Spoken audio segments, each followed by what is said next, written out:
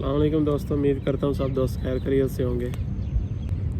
दोस्तों इस वीडियो में आप दोस्तों के साथ मैं थोड़ा सा ये शेयर करूँगा अभी तालाबाद की रिसेंट सूरत हाल कि तालाबाद में काम कैसा है, तालाबाद किन को हायर कर रही है किन को नहीं, और पाकिस्तानियों को हायर कर रही है कि नहीं कर रही। जैसे कि बहुत सारे र्यूमर्स हैं वो पाकिस्तानियों को हायर नहीं कर रहे।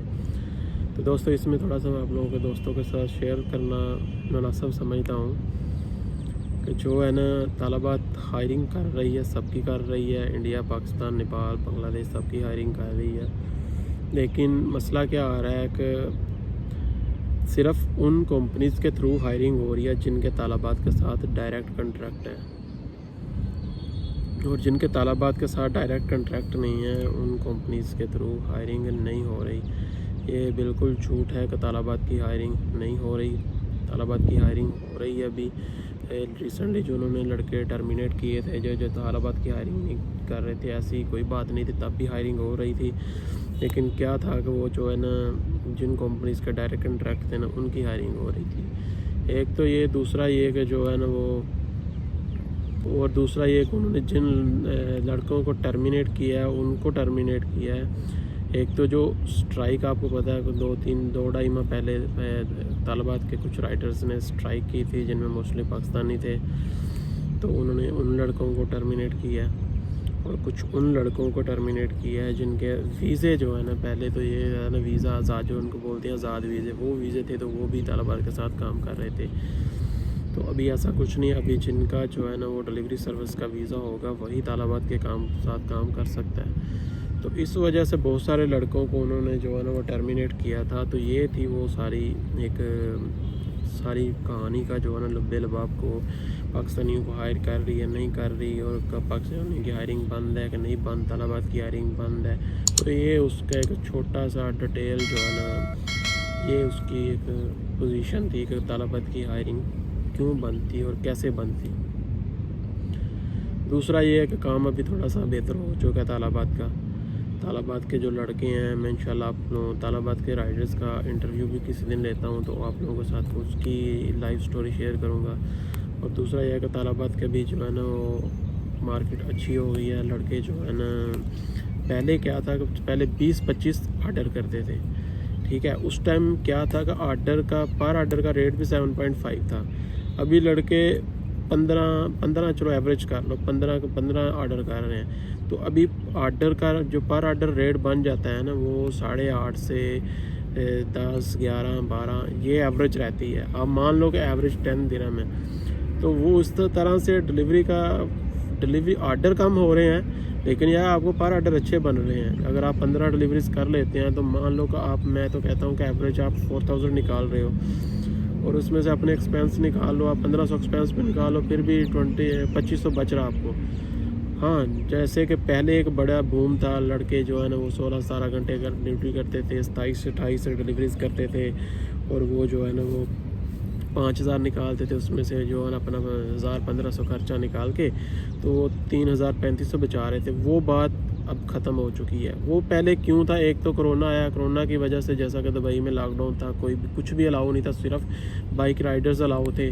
तो बहुत सारे काम जो है ना वो बाइक राइडर्स के थ्रू हो रहे थे, इसलिए इनको बहुत ज़्यादा ऑर्डर्स मिल रहे थे। एक ये, दूसरा ये था कि उसके बाद अभी एक्सपो आ गया, एक्सपो भी में बहुत सारे विजिटर आ रहे थे। तो फिर उस दौरान भी जब विजिटर ज़्यादा होंगे, ज़ाहिर सी बात है वो ऑर्डर करेंगे, आपको फूड ऑर्डर करेंगे। तो इस वजह से जो है ना वो तालाबाद के ऑर्डर उस टाइम भी ज़्यादा हो रहे थे। तो उसी दौरान में लड़कों ने जो है ना वो बहुत ज़्यादा ऑर्डर्स किए, बहुत ज़्यादा पैसे कमाए हैं। यही वजह थी कि तालाबाद बाइक राइडर्स की एक बड़ी डिमांड बन गई। सबने देखा बहुत पैसे बना रहे हैं, बहुत पैसे बन रहे हैं। तो दिन धड़ाधड़ कंपनियां बनना शुरू हो गई।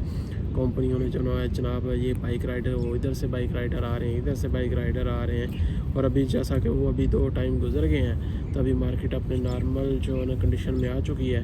तो अभी जनाब बाइक राइडर्स फ्री बैठे हैं, बाइक राइडर्स जलील हो रहे हैं। बाइक राइडर्स अभी देख रहे हैं कि भाई मुझे 1500 की भी जॉब मिल जाए मैं करूँ, मुझे बस जॉब दे दो।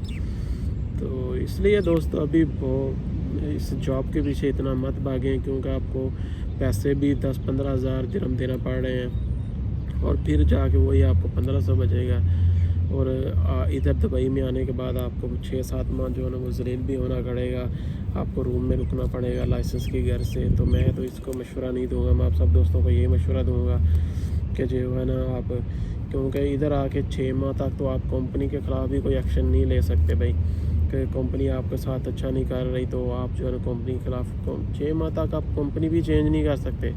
तो 6 माह आपको एक समझो कि आप 6 माह के लिए किसी के पास जमा हो गए हो, तो वो उनकी मर्ज़ी है। तो ये एक बात थी। तो मैं तो यही बोलूँगा भाई, किसी और जॉब में आ जाओ, सिक्योरिटी के जॉब में आ जाओ, रेस्टोरेंट फील्ड में आ जाओ, बहुत सारी जॉब्स हैं, ठीक है, उस जॉब्स में आओ, इधर आके अपना लाइसेंस लो। अगर आपको लगता है आने के बाद आप खुद मार्केट विज़िट करो, अगर आपको लगता भी मार्केट अच्छी है, आप लाइसेंस लो। जो आपको मसला था, ये लाजमी नहीं है बाइक का ही लाइसेंस लो, आप गाड़ी का लाइसेंस लो। टैक्सी में अच्छा काम है, टैक्सी चला सकते हो आप, और भी बहुत सारे काम है एज ए ड्राइवर। तो मैं आप लोगों को यही मशवरा, कोई डायरेक्ट ऐसी जॉब ढूंढे जैसे आप आते ही जो है ना वो ड्यूटी पे लग जाए, उसके बाद आप मार्केट में रहते हुए जो है ना जो लाइसेंस आपको अच्छा लगता है वो लाइसेंस लें, और फिर आप अपना जो है ना वीज़ा स्विच कर दें, तो आप जो है ना आराम से इजीली सेट हो सकते हैं। ऐसे डायरेक्ट पैसे दे के इस तरह ना आए, आप पैसे भी इतने देते हैं कि आपका काम हो जाए, लेकिन कंपनी फिर भी अपनी मर्ज़ी से काम करती हैं, और 6 माह तक आप कुछ ऊँच नीच भी नहीं कुछ कर सकते, क्योंकि कंपनी के पास बहुत सारे बहाने होते हैं आपको कैंसिल करने के, और आप इतने पैसे लगा के आए हैं और फिर वो कंपनी आपको कैंसिल कर दे, तो आई थिंक वो बहुत ही एक डिसपॉइंटमेंट और फ्रस्ट्रेशन वाला टाइम होता है। तो इस सबसे बचें, और तो यही है मेरा आप दोस्तों को यही मशवरा है। बाकी अगर इसके बावजूद भी कोई आना चाह रहा है तो इंशाल्लाह इस पे भी मैं अभी कुछ अर्सा भी रुकता हूँ दुबई में, तो इंशाल्लाह मुझे जो कंपनी अच्छी लगेगी यार, जो वाकई अच्छा काम कर रही है, मैं अपनी कंपनी के बारे में देखूँगा, क्योंकि जो मेरी कंपनी में भाई पुराने लड़के हैं वो तो देख रहा हूँ तो कोई 6-7 माह 8 माह 9 माह उनके पास लाइसेंस नहीं है, लेकिन सुनने में ये आ रहा है कि अभी प्रोसेस थोड़ा फास्ट हो गया। तो अभी मैं आया हूँ, मुझे अभी हफ़्ता भी नहीं हुआ वैसे तो, लेकिन मैं अभी देखता हूँ कि मेरा प्रोसेस वो किस तरह करते हैं, क्योंकि मैं तो अभी से बहुत जो है ना अग्रेसिव में तो इतना टाइम नहीं निकाल सकता। तो मुझे नहीं लगता कि मैं इस कंपनी में रहूँगा या नहीं रहूँगा। तो मैं ये सब आप दोस्तों के साथ ये भी शेयर करता रहूँगा। और इसके बाद जो है ना अगर एक किसी भी फील्ड में आने वाले जो है ना बंदे को दुबई में आके किन किन चीज़ों का ख्याल रखना चाहिए, कौन कौन सी चीज़ें उसको कारआमद है और उसको क्या पता होना चाहिए क्या नहीं, मैं आप सब दोस्तों के साथ वो सब बातें भी शेयर करता रहूँगा। और उसके लिए मैं आप सब दोस्तों से रिक्वेस्ट कर सकता हूँ काइंडली मेरे चैनल को सब्सक्राइब कर दें, ताकि मेरी तमाम आने वाली इन्फॉर्मेशन मैं जो है आप लोगों के साथ जो है ना बहुत टाइम टू टाइम मिलती रहे। और अगर आप लोगों का क्वेश्चन है आप नीचे कमेंट में भी पूछ सकते हैं। मेरा इंस्टाग्राम है, इंस्टाग्राम पे भी मैसेज कर सकते हैं। फेसबुक की आईडी भी मैंने डिस्क्रिप्शन में दी हुई है, मुझे फेसबुक पर भी कांटेक्ट कर सकते हैं। तो अभी तक के लिए इतना ही था, इजाज़त दें, शुक्रिया।